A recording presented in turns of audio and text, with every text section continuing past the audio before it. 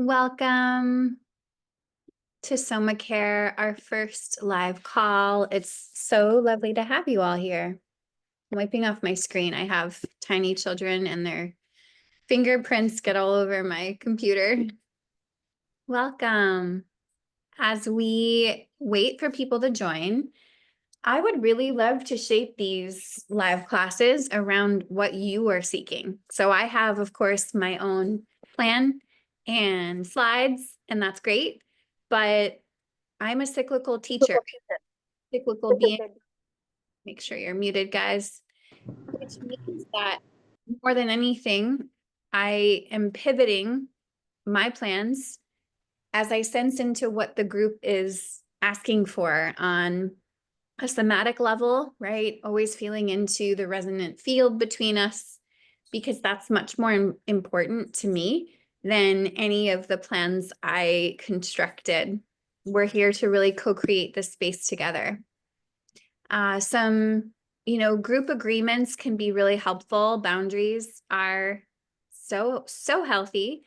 So I'll invite you to keep yourself muted. Pretty simple, unless you're talking to the group. And so just making sure you hit the mute button, everybody. Also, there will be designated question and answer time. So if we could keep the boundaries around that really clear, I will let you know when question and answer time is happening. Because I am a nonlinear cyclical being, it's easy for me to get pulled out of where I'm headed if there's lots of questions in the chat. Yeah. So not to say I don't want to, I love questions and curiosity. That's kind of the hallmark of regulation, right? But in order for us to sort of stay on top of where we're headed and for me to steer this spaceship in the right direction, I'll ask that you wait for designated question and time. Also, while this is very much about tending to your female nervous system through somatics, it's not group therapy. That doesn't mean I don't want to hear parts of your story, but just being aware of the space you're taking up in this community is really going to go a long way so that there's space for everybody. All parts of you are welcome. The parts of you that are scared, the parts of you that you were taught were too much, the parts of you that you were taught were too little, they're all welcome here. And remembering that there's a community of sentient beings around you who oftentimes what I notice are highly sensitive, are picking up on your activation. And so just keeping in mind that we're all here to heal. Yeah. Welcome, welcome. Typically, I start with the body because that is my work. So we'll begin with a short somatic practice to drop in. Again, just making sure you're muted, guys, so that there isn't too much noise in the background. Thank you. And we'll start with bringing one hand to the forehead, one hand to the back of your head. So 3 fingers on the occipital ridge, or that bony structure at the base of your skull, and then 2 fingers right below that on your neck. And to connect to the brain stem, what I'd like you to do is imagine that those 2 fingers are connecting to the back of your throat.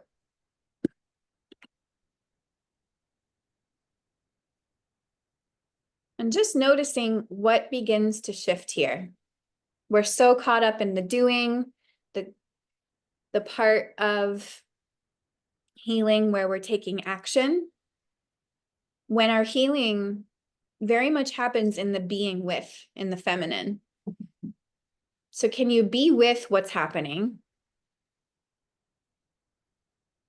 instead of feeling caught up in the like, what are we doing? Why are we doing it? Am I doing it right?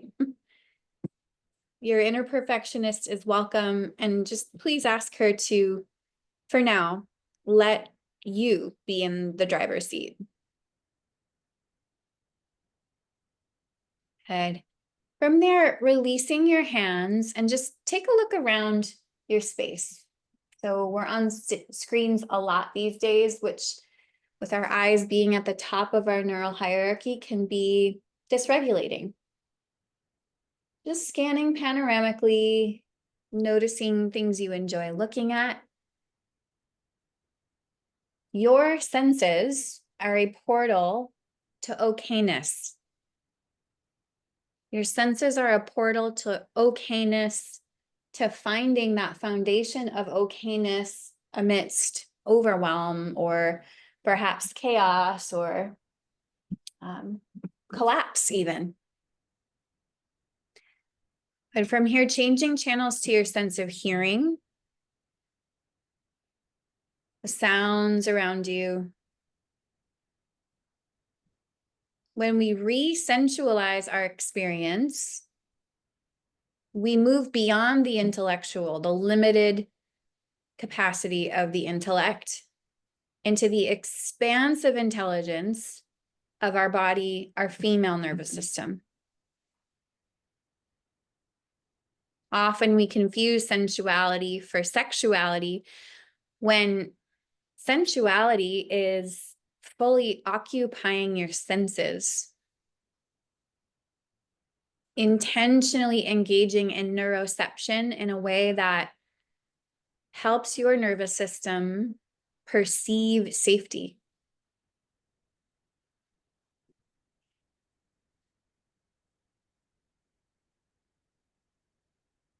What do you hear, see, smell, taste, touch that you enjoy? Let's start there.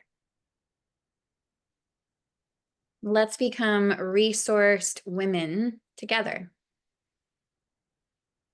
building upon those inner resources that already exist. Even if they're tiny and subtle, they're there. No matter what you've endured, no matter the stories you're hearing in your mind, that part of you exists. Let's invite that part to the forefront.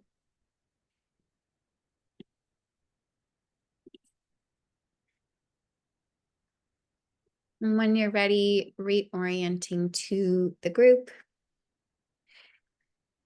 Hi, hello. There will be a special offering for those who can stay on this hour-long call till the end. And if you need to go back because you have to go and watch the recording for the offering, that's also an option. Hello to everyone watching in the future. If you don't know me, I'm Veronica. Hello, Veronica Rotman. I live outside the city of Chicago, lived most of my life in the city, but also in the Caribbean for a while, in Panama and Costa Rica. I am a mother of two little boys and 2 cats. And I am a somatic trauma resolution practitioner who specializes in the female nervous system. I won't go too far into my background, but ever since I can remember, I have had this strong love and fascination and reverence for the female body specifically. So I grew up kind of like this teeny midwife. I loved hearing birth stories. My mom's 36-hour unmedicated birth story.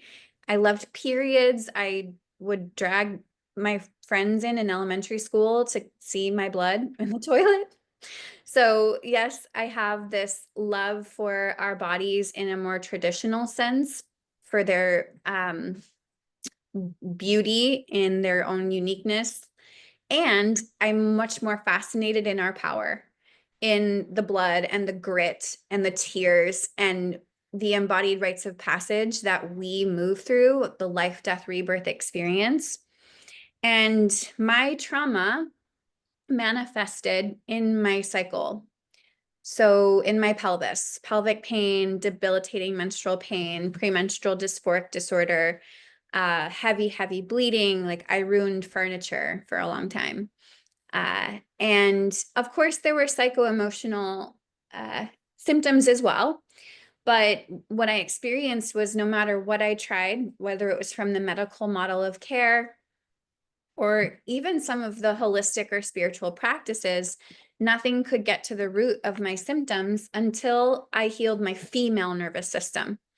So in my 3-year education in somatic trauma resolution and somatic experiencing, which I loved, there was no mention of the unique architecture of the female nervous system. And so I really had to integrate what I was learning from other teachers about our female nervous system, mainly Dr. Kayla Osteroff, who is pioneer in closing the gender gap in medical research, science on women's bodies.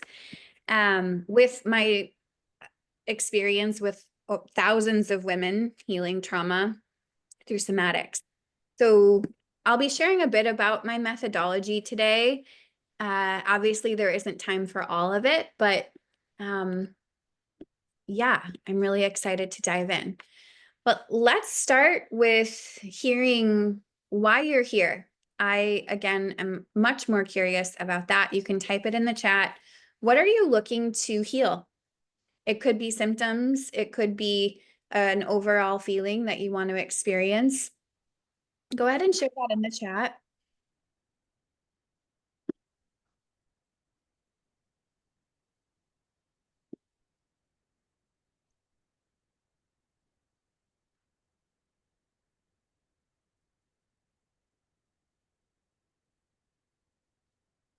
And it's okay if you're feeling shy. I'm going to share something. Elizabeth, shame and stomach pelvic bowl tightness. Yeah, yeah. Shame is one of the most pervasive, insidious, chronic experiences that come with being a human being. If you exist, you have shame. If you have trauma, you have shame. That is inherent in trauma. And as women, as people with female nervous systems, we are much more impacted disproportionately by the social nervous system. Shame comes from our sense of it motivates us to belong. It's what kicks in and says, here's what you should or shouldn't do in order to maintain closeness and protection with your tribe. It's encoded in our bodies to have relationship to regulate, right? With all the popularization of somatics as like, boop, push this button and then get rid of that bad feeling. I'm here to tell you, you are in need of co-regulation. And that is even more true for the female nervous system because we have estrogen and we rely on oxytocin to regulate, which are bonding hormones, right? And shame kicks in more intensely for us. So there's research that shows we actually experience shame more intensely than those in male bodies because we have this hyper attunement of I either belong or I don't belong. This person likes me or doesn't like me. And does this sound familiar to anyone? This hyper awareness of like, I fit in, I don't fit in. Here's what I have to do to fit in. I got a mask. I've got a, yeah, exactly. The fawn response. So in order to heal shame, we first and foremost have to become aware of how it shows up in our body and also orient to what we actually need, which is oxytocin. We need practices and relationships where oxytocin is available because we live in a dopamine-centric world. Dopamine, we need dopamine. It's not that it's bad, but dopamine in really high amounts, like we experience, lowers oxytocin and therefore our ability to regulate. Dopamine supports testosterone. It supports the male nervous system. It's a reward hormone. So we get dopamine hits when we compete, when we exercise, when we achieve things, when we check off our to-do list, doom scroll, right? When we buy things, we get dopamine hits. Again, this isn't that like it's always bad, but in a culture that says go get as much dopamine as you can, this is throwing women's bodies off because that lowers oxytocin. So really quickly, one of the ways we can increase oxytocin on our own And we're all in an oxytocin deficit. We just are. We're touch starved. We are more focused on productivity over slowing down to gaze into each other's eyes, to hug, to hold hands, to touch. Yeah. But one of the ways we can drop in and increase oxytocin is our own touch. So you may have heard of a practice called havening. We're just using light touch here. And what I want you to do is not only notice the sensation your arms and hands receive from being touched, but can you also be in the experience of touching? So I'm not just noticing like, ooh, that feels good on my forearm there. That feels tingly and feathery. I am also experiencing the hand that is doing the touching. This hand is aware of the texture and temperature of the other hand and arm that it's touching. Yeah, I'm just noticing inside what happens when you touch. I feel a calm in my chest. I feel a settling through my belly. And if sensations aren't available, that's okay. Sensations are the language of your nervous system, but they aren't always available. You kind of have to think of sensations as like the cute kitten that you want to pet. We don't just charge up to the kitten and like scare it invasively. We wait for the kitten to come to us. We embody patience and safety and warmth. We radiate and emanate that until the kitten is like, oh, cool. Maybe you're safe. I'm going to come by you. Yeah. So that's one way to help with this oxytocin deficit that dysregulates our nervous system as well as our neuroendocrine system. Yeah. But also, I'll invite you to take a look at your daily schedule. Can you notice the really dopamine heavy activities? Maybe cross some of those out and replace them with oxytocin based somatic practices or experiences. That could be hugging someone, hugging your cats. It could be dancing. It could be your own touch, walking in nature. Yeah. And I'm a somatic practitioner. So I'm not just talking about like, oh, I'm going to do this like relaxing thing, but be totally checked out during it. It's okay if that happens. Like, it's okay to dissociate. I'm so grateful for how much I dissociated prior to this work. It kept me feeling safe. And I'm talking about the felt sense inside.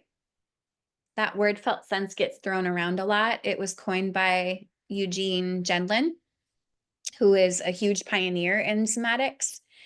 And what he noticed in the 70s, I believe, was that when his clients were able to experience their body, when they were able to feel sensations in sessions, those were the clients who made more progress over time. And so he coined this term felt sense as a way to invite people into the sensations in their body.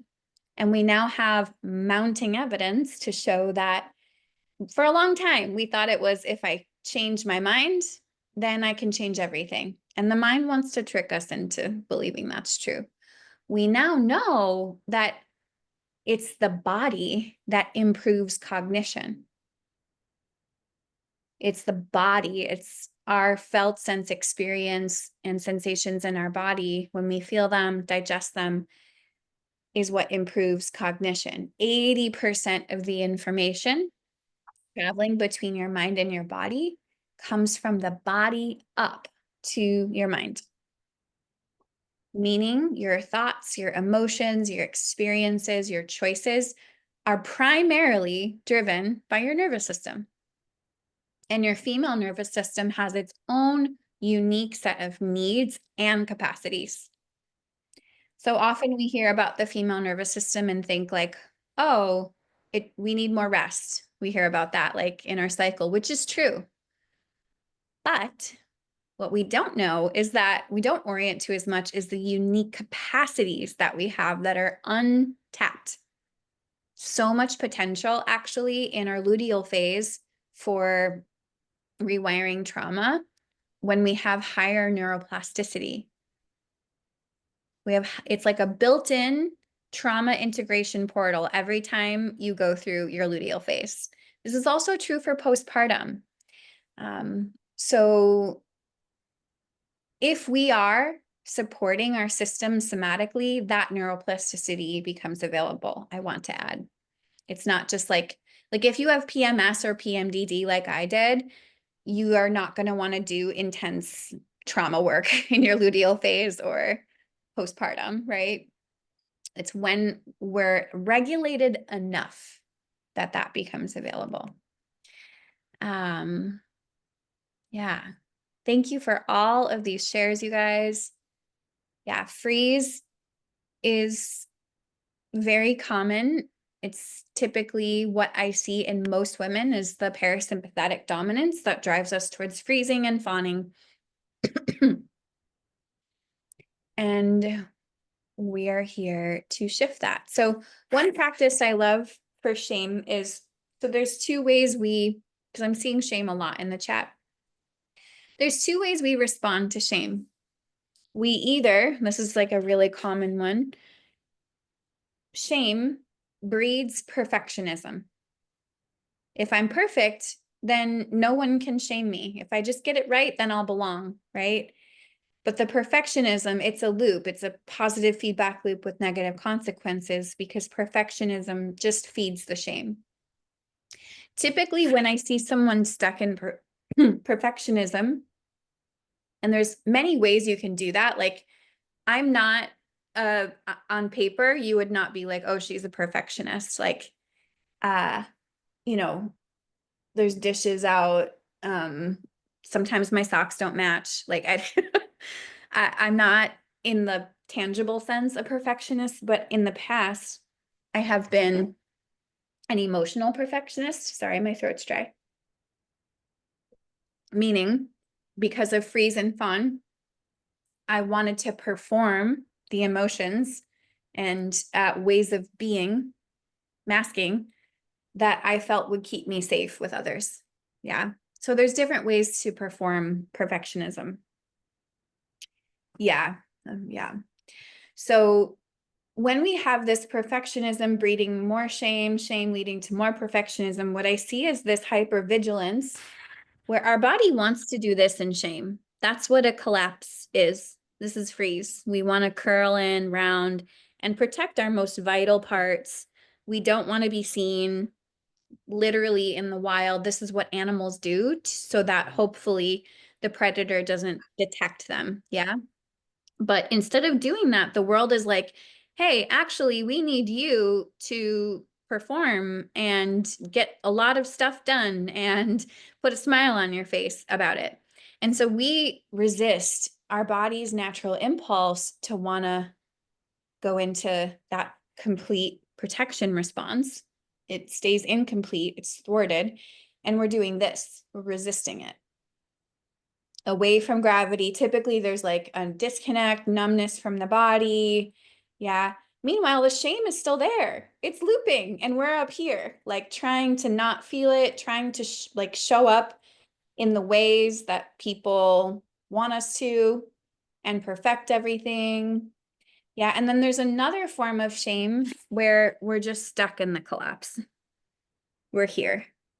It's hard to hold our head up. It's hard to use our voice. We feel small. We might actually look at the ground a lot. My dance teacher was always like, Veronica, you're looking at the ground again. And yeah, that's a whole other can of worms. Or maybe it's like, we're kind of going into both. Like maybe for a while we're here and then every now and then, we have to collapse. Yeah. So one thing we can do is first give your body permission to complete that. So Can you just kind of a little bit, we're not going into full collapse here, guys. Drop your chin, round your shoulders, round the spine a little bit.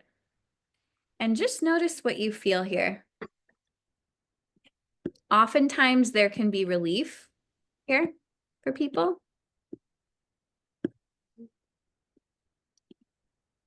There can be more shame. There can be resistance to this position. And we're just getting curious. We're not trying to fix or release or get away from our inner experience. Unless it feels like too much, then you can come out. Good. Now, very slowly, let's come out. Super slow. I'm burping. That's a parasympathetic activation. That's a good sign. I feel my shoulders drop.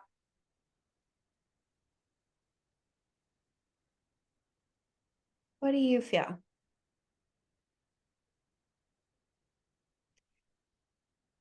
Another practice for shame, which, as I mentioned, the female nervous system experiences on a more intense level. Because guess what evolved the nervous system, the human nervous system, beyond survival states? So the ventral vagal system, which is not a theory, nerve, it's a part of your nervous system that runs from the diaphragm up. Soy sauce, I said. Make sure you're muted, guys. Yeah, so this is a tangible part of your body. The ventral vagal system, or safe and social system, evolved beyond the sympathetic and dorsal system. It's the newest part, evolutionarily speaking, of our nervous system. It's what makes us feel safe in connection. It makes us feel safe in embodying ourselves. It's that sense of flow, that calm alertedness. This evolved through the female body, through mammalian bonding, which happened primarily through the mother-baby dyad, through cuddling, closeness, eye gazing. And so we are impacted by it more naturally, right? We have estrogen, oxytocin that really govern our experience of life. So if we're more impacted by shame, which is driven by freeze and fawn, we want to start to embody in little bits our power. Power, agency, self-actualization, boundary setting, taking up space comes from healthy aggression, fight response. I'm going to resist lecturing on it about it and just let you feel it. So bring your hands up and plug into your upper back, meaning wrap your shoulder blades around the back of your heart. These are the muscles involved in that fight response that says, I am powerful, I can move towards life, I have capacity, I have permission to take up space. Plug into the upper back, feel the shoulders, the arms, the hands. Can you start to feel how the space around you invites you to inhabit it? Start to feel and get curious about how the space around you wants you to inhabit it, occupy it, take up more space.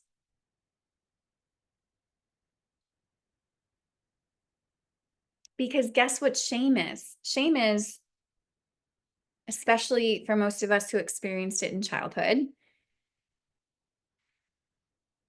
it's often us carrying the shame, the unconscious shame of our parents, meaning perhaps we were emotionally deprived. We were taught to only appreciate certain emotions, express certain emotions, but were shamed for others.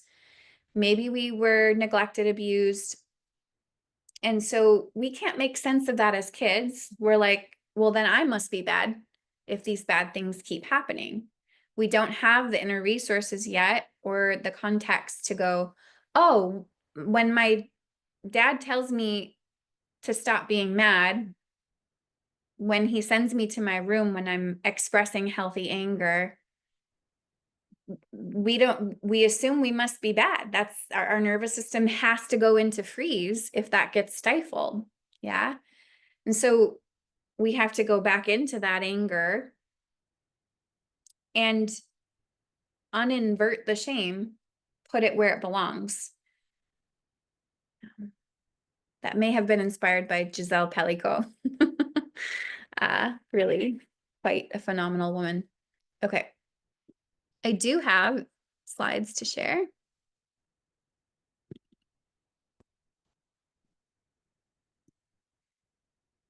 Okay.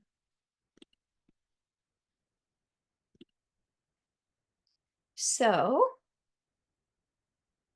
this is the heroine's journey. And you are on it, whether you're conscious of it or not. We have been sold this hero. Make sure you're muted, guys. We have been inundated with many versions of the hero's journey. That's pretty much all I was given through Disney movies and lots of different tales. The hero's journey is about this more, of course, masculine way of achievement. It's very dopamine driven. It's go out into the world. It's outward heroic acts that earn you accolades, that earn you this sense of being revered by others, that are about action, taking action, fighting outward in the world, transcending the body. The heroine's journey is a descent. It's not something we earn accolades for. It's something deeper than accolades and achievement and success.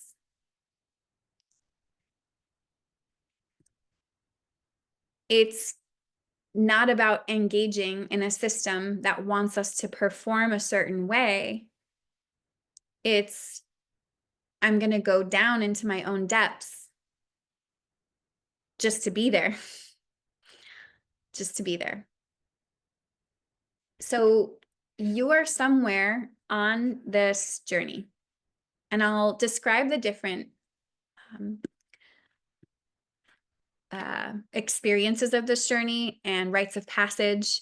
And I'd love for you to drop into your body as I name this and notice what feels familiar, what feels unfamiliar, and perhaps you'll be able to self-locate where you're at on your own heroine's journey, whether it's been conscious or unconscious. And we cycle through this. It's not like you go through it once and you're done. How boring would that be, right?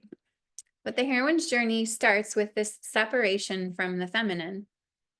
We're taught that what's feminine, and I don't mean what's girly, although that can be a part of it, is not enough, that it's weak, that it's too emotional, that our bodies and the rites of passage we move through are dirty or shameful, need to be secret, need to be covered up, or are inherent with pain and suffering, a nuisance.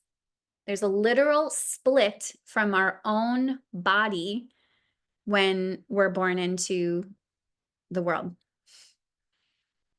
Noticing if that feels familiar. The feminine is the unconscious, it's the body. When we split from the body, we split from the feminine.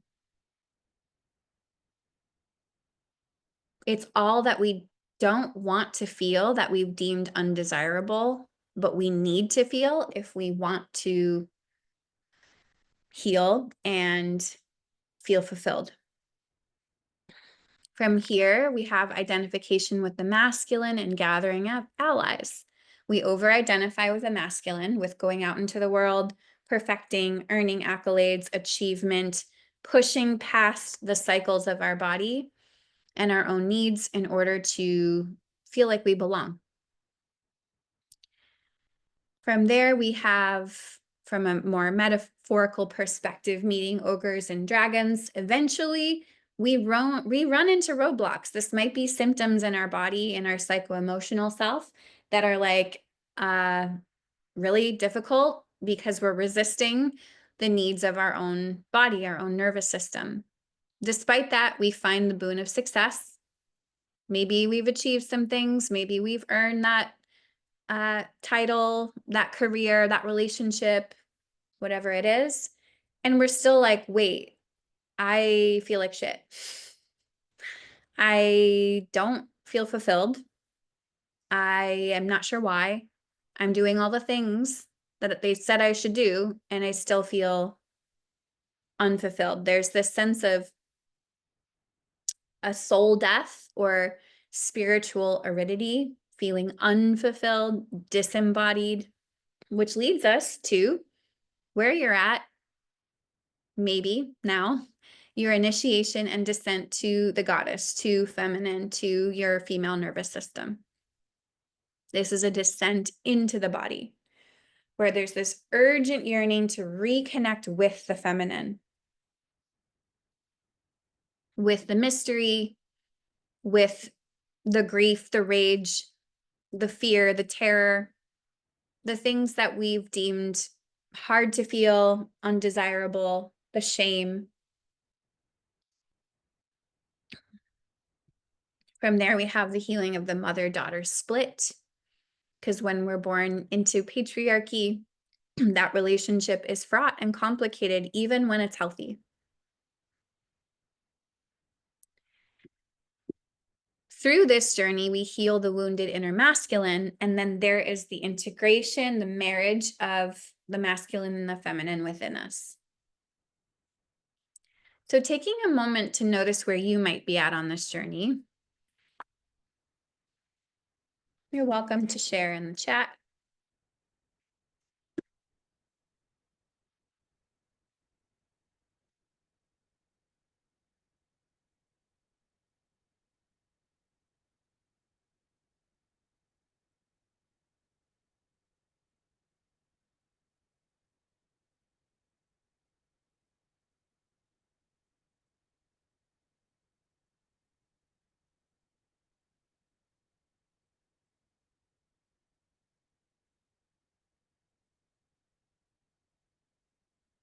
Yeah, urgent yearning to reconnect with the feminine, the descent into the goddess.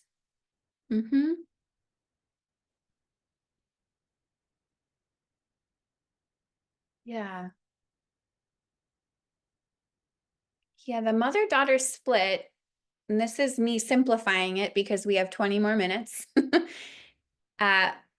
Whenever I explain anything, guys, I hope that it's more of a background noise. I know that's going to confuse you. You're like, I'm here for the answers. You're the teacher. Give me what I need. Yeah, that is a very outdated way of teaching and holding space, if you ask me. You already have everything you need inside of you to heal it. You have the medicine. I'm here to wake you up to that and have you experience it. And any explanation I give you, by the way, it's a roadmap. It's not the territory. I'm handing you a roadmap. I'm guiding you. And then I'm also asking you to go into the terrain. So I can look at a roadmap of Chicago. I've done it a million times. I can study how to get around, know all the nooks and crannies and where to turn and blah, blah, blah. But that's much different than being in Chicago. You can study your nervous system, and I hope you do,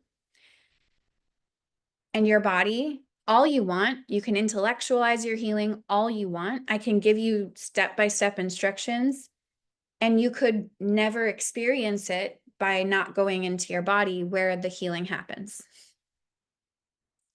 So this is my invitation to take what I say and experience it instead of ingesting it and overanalyzing and only looking at the map. Let's actually visit the terrain where your healing happens. It's a descent into that terrain. Now, most of us need guidance with that. We're not encouraged to be in our bodies. There's lots of numbness or dissociation that keeps us from feeling our body. Yeah? Anyone agree? Yeah. So when I tell you, you know, how to heal the mother-daughter split, these are just approximations, these words, this language I'm giving you. You have to feel it, and often you need co-regulation with someone who's been on the descent many times in order to experience it. Um, but healing the mother-daughter split often means remothering ourselves while being held by a good enough mother. The good enough mother, yeah. Yeah. Remothering ourselves while also being held by someone who emanates the warmth and safety and nurturing care of a good enough mother. Remember, our female nervous system requires more co-regulation, oxytocin to regulate. So, on that note, I know many of you have already reached out to me because you have watched the mini course. I'll be updating that with more classes along the way, but if you're ready to really take that descent, if you're ready to step out of the map and into the terrain where you actually experience healing, we are enrolling people in our 10-week and year-long programs. And everyone on this call, if you decide to enroll today, I will share a code for 10% off for everyone here. If you're watching the recording, you can still get it too. But my programs obviously center somatics for the female nervous system, which I really like to meet at the intersection of science and soma and spirituality. And 99.9% of the somatic schools out there, institutions, are using research based on the male body because we've only just recently had research on our bodies, thanks to Dr. Kayla Ostroff for closing that gender gap. So I am integrating my 16-year background in somatics with that research and experience of helping thousands of women around the world with this. My work centers trauma resolution. Trauma lives in your body, not in the stories that you tell yourself. And my balance of giving information, my methodology with experience is something I'm really adamant about. So if you're out there and you're like, I'm a total course junkie, I see you, I've been there. I love intellectualizing, I really do. I love information. I'm hungry for it. And really, that's just skimming the surface. It's just an abstraction of what's actually going on. And it does not contain the full lived experience, the full arc of your lived experience, which is held in your body. Your body remembers what your mind can't hold. These are just some of the topics that we move through in both programs, whether it's the 10-week program or the year-long program. There's lots more, including pelvic embodiment and the nervous system. Our pelvis has got to be centered in our nervous system regulation journey, in our trauma resolution journey for many reasons. It's our somatic center. As women, our center of gravity is in our pelvis. For men, it's higher up. It's in their chest. So that's a big focus, along with somatic attachment and somatic movement. Of course, you'll get your toolbox. You'll get a whole toolbox of things you can use, practices. But really, I'm there to guide you to build relationship with your body's intrinsic capacity to heal. This doesn't happen through, oh, let me just do this practice to feel better. Sure, that can be helpful, but we're moving beyond that. We're actually taking time to process emotionally and digest experiences in a titrated amount. This isn't catharsis. Yeah, catharsis has its place, but it's not recommended. So we're really looking to expand your capacity through actually tending to your physiology in both programs, and embodying yourself, who you are, creating coherence between your body, your mind, your actions out in the world. Yeah. So, like I said, I can offer 10% off for those who would like to join. Please share your email in the chat. I'm going to take all those emails, send you the discount where you can register. And here's the 3 options for working together. So we have our year-long program. We meet every Tuesday for a year for Soma Seasons. This is obviously a container that goes deeper and longer because it's a year long. It includes certification for somatic coaching in the female nervous system.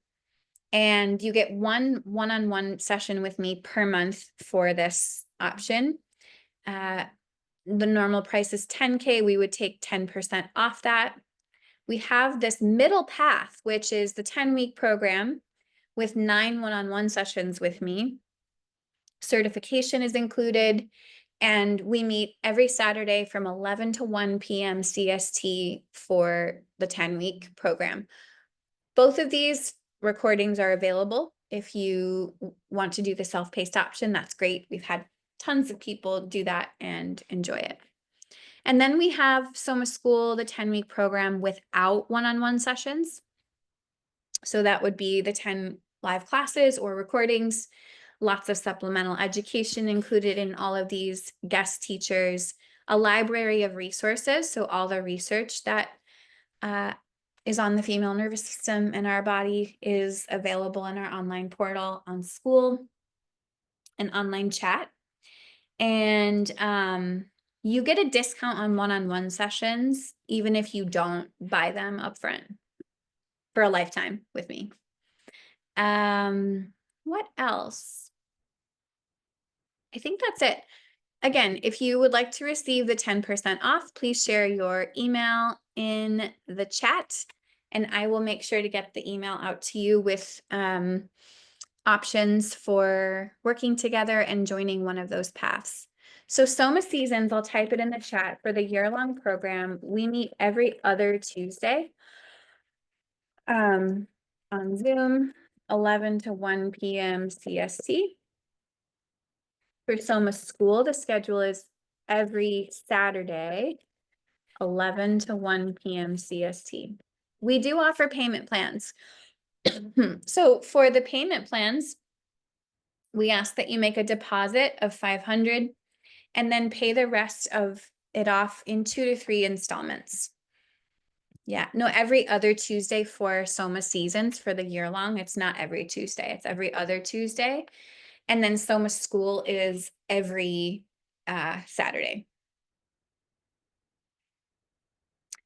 Yes, the price for Soma Seasons has gone up because I now include one-on-one sessions in it. And it has expanded and deepened and yeah.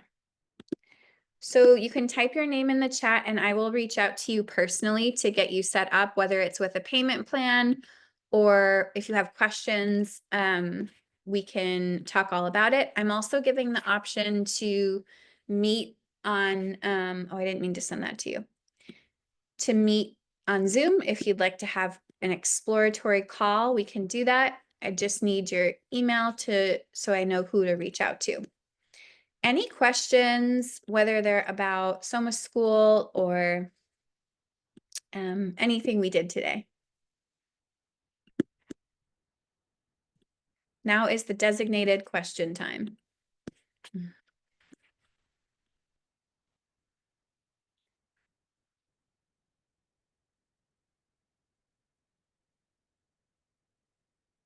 Yes, feel free to DM me, guys, if you would rather talk on Instagram. My Instagram, I think you guys all know it, is Waking Womb. You can just DM me there if you're interested. I'm pretty responsive and we can just do like a voice chat there. Okay, awesome. Rads, I can reach out to you and we can set that exploratory call up. Typically I have more availability. I have like an overflow of clients that is wonderful to have. This work it means the world to me next to being a mother. But I have a lot of clients and it is easier for me to chat on Instagram versus meeting for an exploratory call. I just have more availability for that, but I can make time for it. It just might take a little longer. So like I said, this is designated question and answer time. If you want to pop a question in the chat, go ahead. Okay. Is it just Soma School Plus that offers the certification? No, all of them provide certification. Yeah, it's not written under there. They all include the option to become certified in somatic coaching for the female nervous system, which includes a take-home test and a write-up of how you're integrating the work into your life, into your work. So great question, Jenny. They all include certification. Yeah, you can still have access to SomaCare. Obviously in my programs, we go a lot deeper and they're more comprehensive, but I do want to keep offering this as an option. Okay.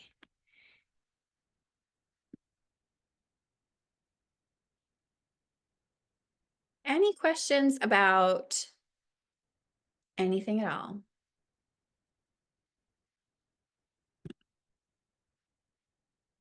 Maria Lisa, somatic work has helped me so much. I'm wondering if I still have my own trauma to work through. Then can I still help others with this work? Oh yeah. I do highly recommend working through your trauma. So not all somatics is trauma resolution, right? You can do beautiful somatic practices. I did that for years and not resolve trauma. Maybe you're stabilizing your nervous system more. Maybe you are temporarily inducing, more capacity, but until you resolve the trauma, your system will continue to loop through it. That being said, I have CPTS. I will be working through trauma for the rest of my life. That's just my lot in life. And while I've made great strides and my life has expanded beyond comprehension, like I used to be on the struggle bus really hard financially, socially, relationship-wise, career-wise, and now things are very abundant and easeful. And that doesn't mean that life doesn't happen, right? But I have more capacity for what happens. I'll always be healing trauma, and that actually has been my greatest gift in being able to hold space for others is, this wisdom that I get to harvest from working through my trauma. So I think anyone working in the trauma field knows that their impulse to do so comes from this experience of being a wounded healer. Yeah, that's a gift to everyone. Salma, when we're resourcing, does this automatically raise our oxytocin levels? Not necessarily, right? Especially if we have attachment trauma, or also we can experience pleasure that isn't oxytocin based. Maybe it's just a downregulation in the nervous system, parasympathetic activation. Yeah. Although those two often coincide. Jew. Is a hunched posture as the posture of the body by default in children linked to shame? Not necessarily. You can also just be relaxed. So parasympathetic activation can be positive. It can be, I'm chilling, I'm relaxing, I'm just tired, I want to hang back, I want to like move with gravity. It's parasympathetic activation paired with threat, perceived threat. That is a freeze or fawn response, which is shame. So I can be in parasympathetic and just be like hanging out. And then if my nervous system perceives that, oh, that person might not like me or whatever it is, that's when it can turn into freeze and fawn. Sydney, at the beginning of the call, you mentioned sensations sometimes not being available. I find myself getting caught up in trying to recognize the block or resistance. Is it possible for sensation to not be available simply because? Or is there always an associated block or resistance? There's lots of different ways that we get stuck in our minds. We live in a world that encourages us to be disembodied and overly habitually using our minds to do everything. So there's that. And trauma takes us out of our body. Chronic stress is a form of trauma. We all have trauma. And that, oh, I love Nova. Yes, thanks, Molly. It's like an immunity response. When there's a virus going around, our immune system turns up to try to protect us. It's the same with our nervous system. If there is a perceived threat, whether it's inside of our body, a big emotion that feels like too much, or an experience that feels like too much or too little, a choiceless experience, then our nervous system will take us out of our body. It will create a freeze response, a fawn response, numbness, because it's trying to protect us. It's like if you were to feel what's happening inside, it might be too much to feel, which is why we're always titrating this work while resourcing into safety. Sydney, my brain thinks if I can understand the block, then I can move through it, but my body still isn't ready. Yeah, then Sydney, I would recommend a lot more resourcing, especially for your female nervous system, depending on the phase of your cycle that you're in. That's really going to matter. We need more sympathetic or parasympathetic activation, depending on the context of our cycle, our perinatal journey, peri and meno journey. And understanding is not going to heal it. I know, I wish if there was a way to understand our trauma and then go, there, I figured it out, like we would all be healed by now, I'm pretty sure. So I get that impulse, I really do. Thanks, everybody. I have to go. I have a client, but I really appreciate you being here. And if you change your mind and decide you want to reach out to me about the program, please feel free to get that discount, 10% discount. I'm only offering it here and for the next 24 hours. So I hope to see you in SomaCare and or Soma Seasons. Oh, great. Another email. Great. Thanks, Jenny. I will be reaching out to all of you soon so that we can get you started. Okay. Thanks, everybody. Have a great day. See you soon.